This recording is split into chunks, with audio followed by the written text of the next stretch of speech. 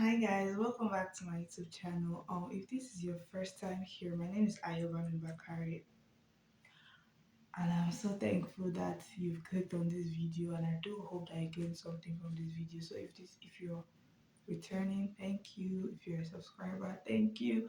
Please, guys, please keep telling people to subscribe. Please keep sharing these videos. These videos are free. There are things you can do yourself without having to use agents. Do you understand? So that's why I'm doing all of these videos. If you see me looking down, I'm looking at my laptop. I'm trying to um get like all of the documents and the things that I need to mention in this video. Okay, so if you've been following my series for the admission process here in the US, I talked about the whole admission thing in general, and then I started going specifically to common application, then to when to apply, the timeline, and all of those things. So in this video, I am going to be talking about the schools to apply to if you want a fully funded scholarship, how to get it, where to apply, how to apply. So before you come to this video, I would suggest you watch the other videos in this series before this video, especially the common application tutorial, because it will be that's where most of the juice is. So anything I'm saying here is for you to build upon your common application knowledge. So something I've told people and something that I've noticed over the years as I've applied to a lot of schools because of different reasons is that most of the schools that would give you a fully funded scholarship is mostly always university of something. Do you understand me? Or you have something university. So I'm going to be mentioning a lot of universities here that I know that they give fully funded scholarships, but another thing is that these scholarships are for international students here in the US. So if you would want to come and study here, all of these schools are actually giving fully funded scholarships to students. So another thing that I want to sorry, a mystery that I want to debunk, or how they say the English sha, is that there is no scholarship link page here in the US. Once you apply to the school, they automatically consider you for these things. And if you are using the common application to apply, which is what I would recommend for you to do, is that most of the time when you apply to these schools, they give you a form to fill. So it's not like there's a link the way it is for other countries. Do you understand? So please, all these questions about give me the link, please guys, and let us be divinely guided. So, like I said, I'm going to be mentioning those schools, and I would be going to their website right from my laptop because I like to make sure that I'm saying the correct thing. Yes, I know these things off my head. I know the general trends and all that, but there are some things that are very peculiar, especially for international students and all of that. So, if I'm looking down, just know I'm looking at my laptop. So, and another thing is some schools here don't require you to write IELTS or TOEFL. Most schools here in the US will not ask you for that. People of God, they will not ask you for it. I didn't write IELTS or TOEFL. I didn't write SAT or ACT, and I'm here. Do you understand? So for those of you, the reason why I didn't write those exams were because of funding issues. Do you understand? So another thing to note is that any fully funded scholarship school has an application fee. So that is one thing to look out for. Any school that you see that the application fee is going from 90 to 100 or 75 to $100 for the application, they most likely give a lot of scholarships. So that's one way to know them. Another way to know a fully funded school that gives full scholarship, blah blah blah, is that for international students, they tell you that they are need blind. When they mean that they are need blind, that means that even if you cannot pay your school fees, like even if you cannot afford it, they would still consider your application. Some will tell you that they meet demonstrated needs for all students. So once you go to the website and you see all those kind of things, trust me, they give you a lot of scholarships in that school, and most likely if your result is very good, they would give you a fully funded scholarship. So when another issue that most people don't really understand here is tuition is different from school fees. Here in the US, if you want to come and study here, you're paying tuition, you're paying room and board. Room and board is your accommodation. Then you're also paying for your living expenses, guys.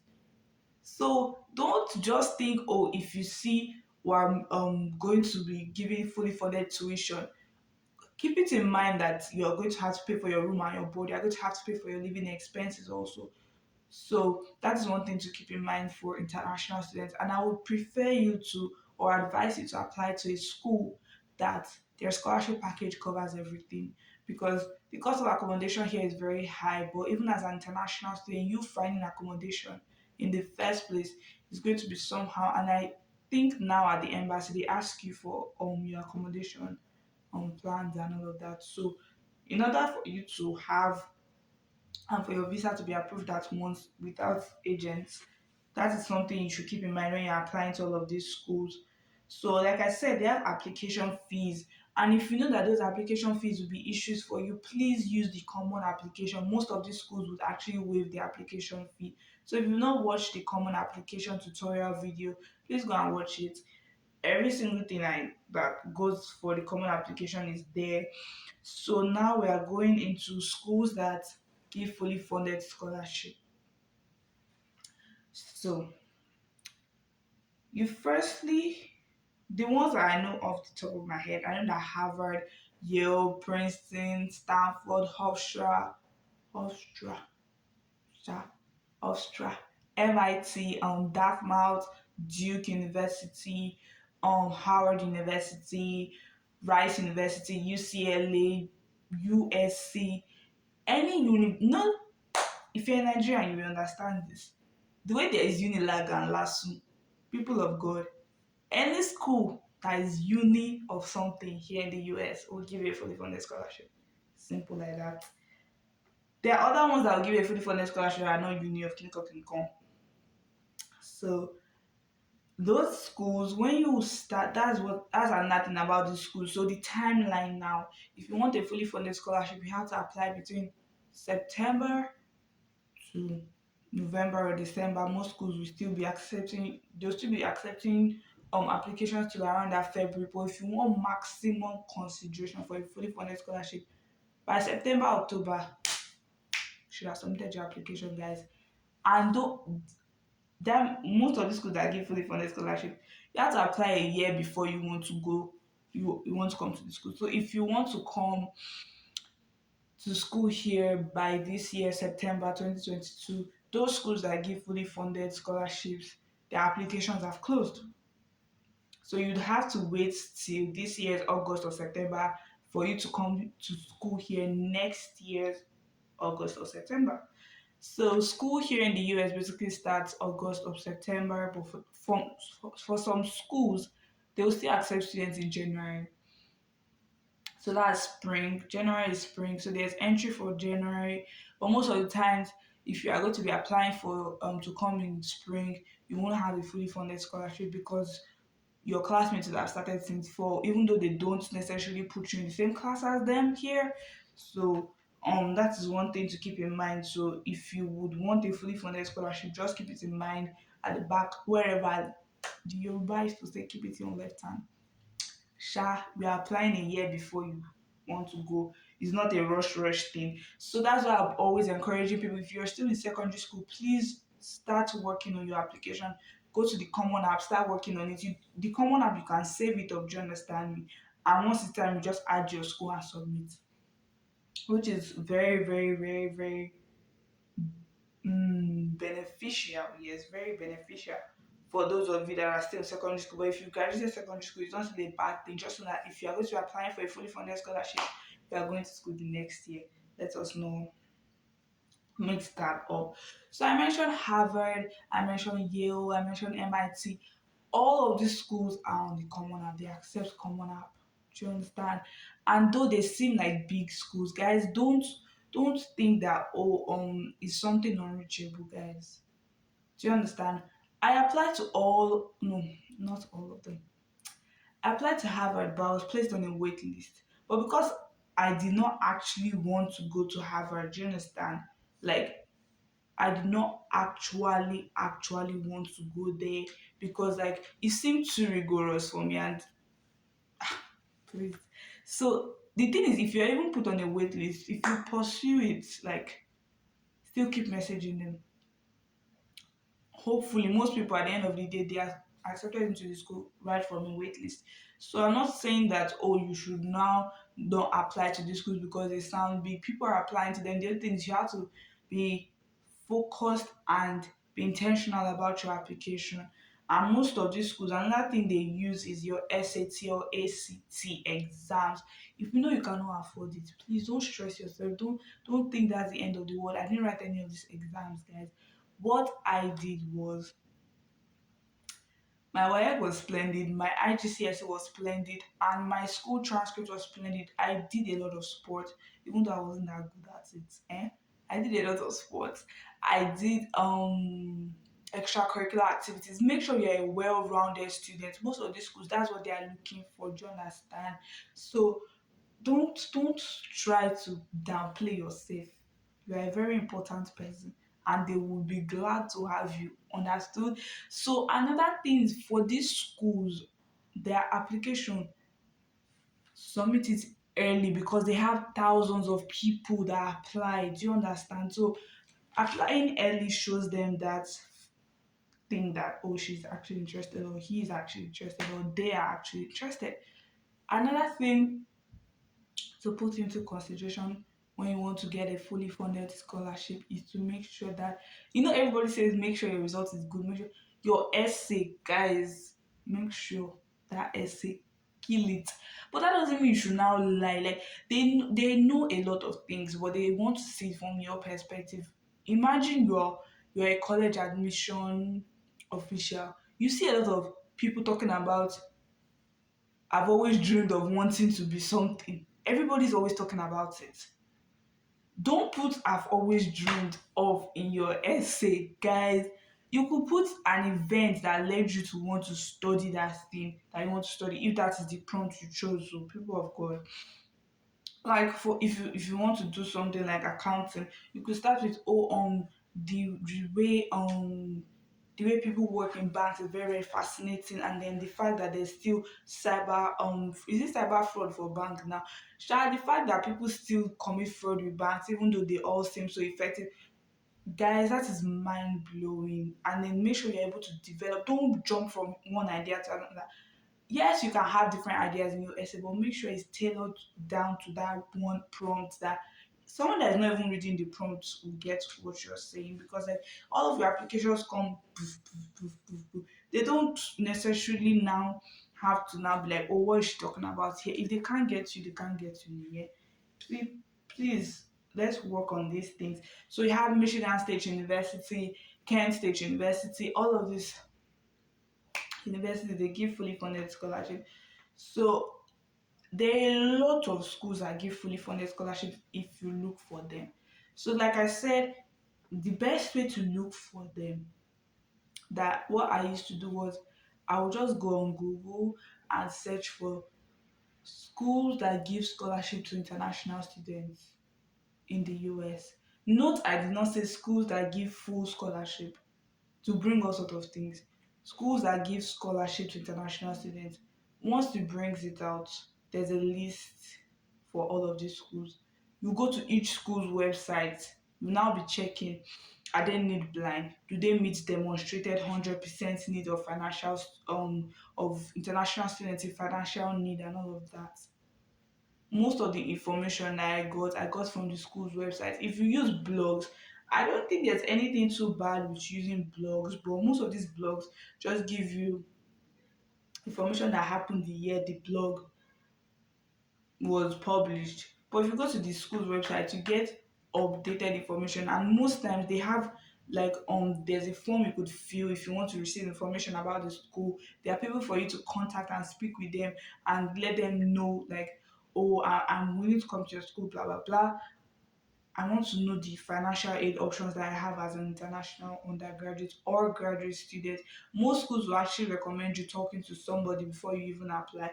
Me, I don't know. I not do all those ones because like it seemed too long to me. But as I kept on applying, it made more sense because you'll be able to talk to a person that would actually be like, oh, we don't do this, instead of you now doing the whole application and finding out that they actually don't do it. You understand?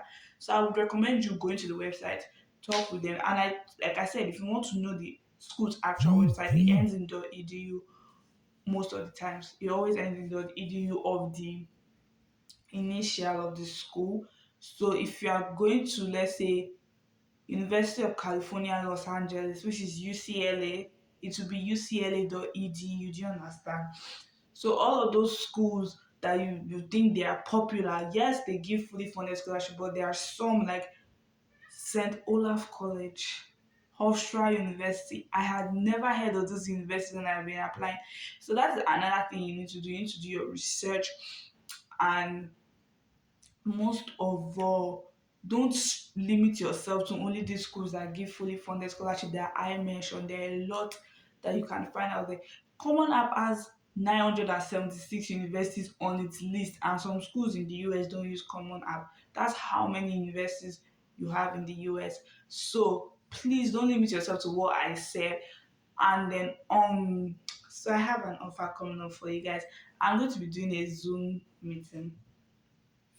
Basically, it's a Zoom session for 30 minutes to 1 hour, basically. So I'll be dropping the link soon enough.